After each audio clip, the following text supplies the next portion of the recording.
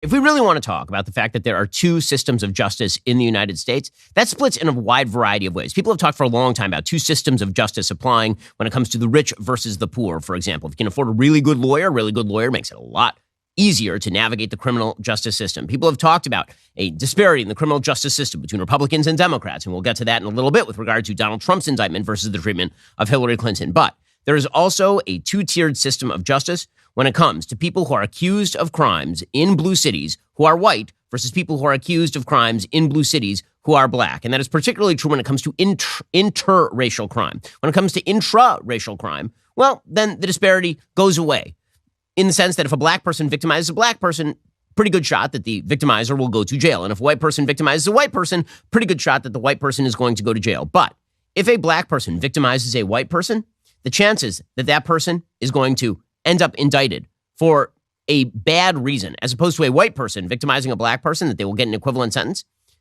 those chances are just not the same, and we all know it.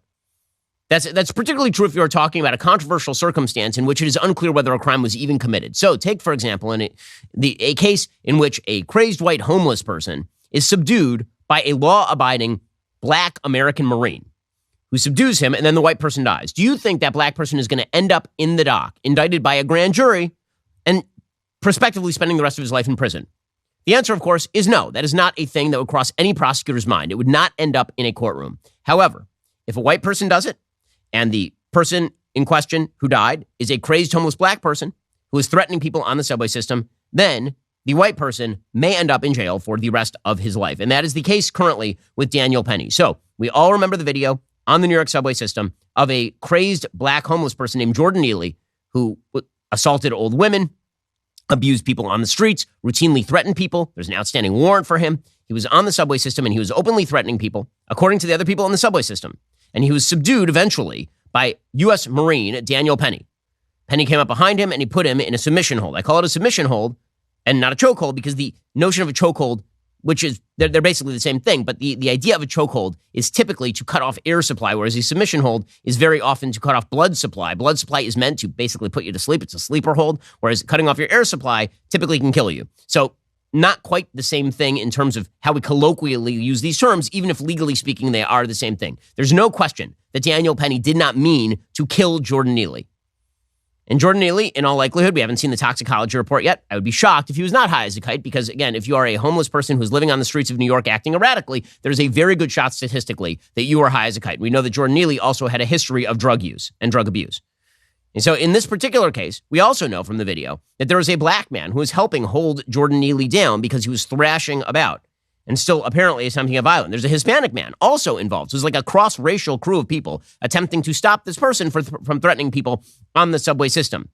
And eventually, Jordan Neely goes non-responsive. When he goes non-responsive, the three of them turn him into the prone position on his side so he doesn't choke on his own phlegm or his own spit or his own tongue. And by the time EMT arrives, he's already essentially dead. That's the story. Well, in any normal circumstance, when a person gets threatening to women, children, other people on a subway system, and then is put into some sort of submission by a person who actually knows what they are doing physically, and Daniel Penny had actually trained people in terms of takedowns in the U.S. military. When that sort of thing happens, you don't prosecute the person who is responsible for defending the life and limb of innocent citizens from a crazed homeless person on a subway. And yet that is precisely what's happening in New York. And the reason that's happening is because Daniel Penny is white. There's just no other way to read this. If Daniel Penny were a black man, this would not be in court. According to ABC News, a grand jury has now indicted former U.S. Marine Daniel Penny in connection with the chokehold death of Jordan Neely aboard a subway train. The exact charges will not be unsealed until Penny appears in a court at a later date. Penny was initially arrested on a second-degree manslaughter charge. Some witnesses told police that Neely was yelling and harassing passengers on the train, according to authorities. Now, the media immediately went into spin mode after this incident, and they released old tape of Jordan Neely dancing like Michael Jackson. And, this innocent Michael Jackson impersonator. This innocent Michael Jackson impersonator. He was just dancing his life away when he was accosted and attacked by this evil white person. But of course, the reality is that Jordan Neely had a long history of arrests, 42 prior arrests on charges ranging from evading fares and theft to assaults on 3 different women. He had pled guilty to assaulting a 67-year-old woman leaving a subway station just back in 2021. And yet the media do what they typically do in a case in which the alleged perpetrator is white and the alleged victim is black. very often they will find you a picture of the most innocent that the person who's black has ever been, right? This is what happened with Michael Brown. When Michael Brown was shot by an officer in Ferguson, Missouri, after attempting to grab the officer's gun, the pictures that you saw were not of Michael Brown in any sort of thug pose or him beating up a store owner 5 minutes before. What you saw was his graduation photo. And you see this very often. The media immediately attempt to go to their defined narrative of innocent black man killed for no reason by terrible white person. Now, again, other people on the train have already said publicly to the media that Neely was threatening people. Penny held Neely for several minutes. At some point, Neely stopped moving. Penny held him for a longer period of time. But you can see on the tape that he's kind of thrashing about until he's not thrashing about anymore. The medical examiner determined that Jordan Neely was killed by a chokehold. His death was ruled a homicide. Now, typically, when you say that somebody a death is ruled a homicide, that doesn't mean it was a murder. A homicide just means you didn't die of quote unquote natural causes. Okay, but again, this is a perfect example. What is the picture that ABC News uses in order to promote this story? It's a picture of Jordan Neely from 2009. Okay, from 2009, where he's dressed up as Michael Jackson singing This Is It outside Regal Cinemas. That's the picture that they use, not the picture of him screaming and yelling at people or the picture of him punching an old lady.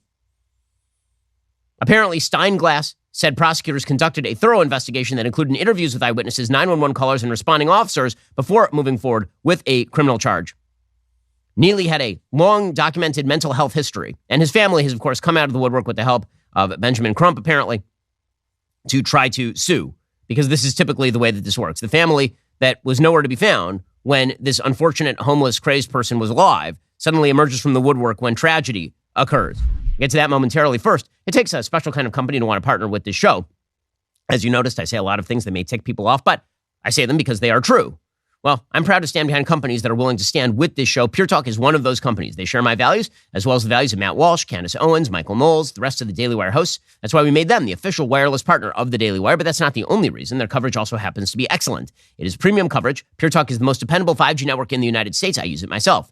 Mix and match your plans to fit every person in your family. Choose from talk, text, and 5G data for just $20 a month, all the way up to unlimited data with mobile hotspot for $55 a month. Remember, you vote with how you spend your money, so stop supporting woke wireless companies that don't support you and switch on over to Pure Talk today. Head on over to puretalk.com/Shapiro. Save an additional 50% off your very first month of coverage. That's puretalk.com/Shapiro. Pure Talk is wireless for Americans by Americans. I've been using Pure Talk myself for all of my business calls. The coverage is great. They share one of the big tower networks with one of the big guys. Go check them out yourself. puretalk.com/Shapiro. Save an additional 50% off your very first month of coverage. Abortion is the leading cause of death among infants in the United States and the world. Sadly, with the abortion pill accounting for about 50% of all abortions, babies' lives are now at greater risk than ever in some ways. Thankfully, you and I can do something about it thanks to our new partners at Preborn's network of clinics. Preborn is the largest provider of free ultrasounds in the United States. They offer love, support, and compassion to hurting women, helping them make the right choice. By letting a mom see and hear her baby on ultrasound, the child's chance at life is doubled. The ultrasound quality these days is astonishing. We have a brand new baby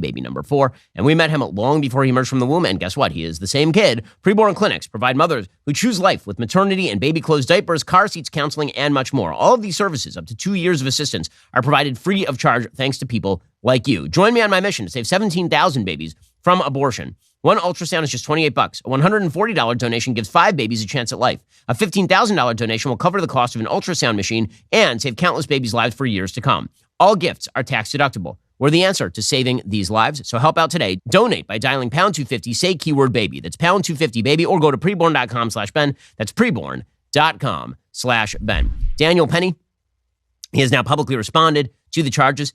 He said the other day that Neely was breathing during the entirety of the restraint. He only stopped breathing essentially after the restraint was let go. Some people say I was trying to choke him to death, which is also not true. I was trying to restrain him. You can see in the video there's a clear rise and fall of his chest, indicating that he's breathing. I'm trying to restrain him from him being able to carry out the threats. And then some people say that this was about race, which is absolutely ridiculous. I didn't see a black man threatening passengers. I saw a man threatening passengers, a lot of whom were people of color. Okay, and all of that, presumably went by the wayside when the grand jury decided to indict. Now, they do say that a grand jury will indict a ham sandwich, right? And this is a frequent phrase in American criminal law. It's not hard to get a grand jury to indict. But the fact is that no reasonable prosecutor will bring this case. You're talking about a case of reasonable doubt. But here's the thing. Reasonable doubt cases turn into not reasonable doubt cases in the United States when the races are wrong. That's the way this works. And this is the reason Derek Chauvin is currently in prison. I'm about to say a very unpopular thing, but this is what I do because the thing happens to be true. George Floyd is not dead because Derek Chauvin put a chokehold on him or because he was putting pressure on his neck. There was no damage to George Floyd's neck. George Floyd was in a state of excited delirium by the medical evidence. He was already saying he could not breathe when he was in the car. He was begging to be let out of the car, and the best available footage, as the prosecution itself admitted, involved Derek Chauvin on his shoulder, not on his neck. But the fact is that Derek Chauvin was a white man, and George Floyd was a black man, and the video is ugly, and therefore Derek Chauvin will now spend the rest of his life in prison, even though in any normal situation, if there's a black officer and there's a black man on the ground, that officer would not be in prison right now. If there were a white officer and a white man on the ground, that officer would not be in prison right now.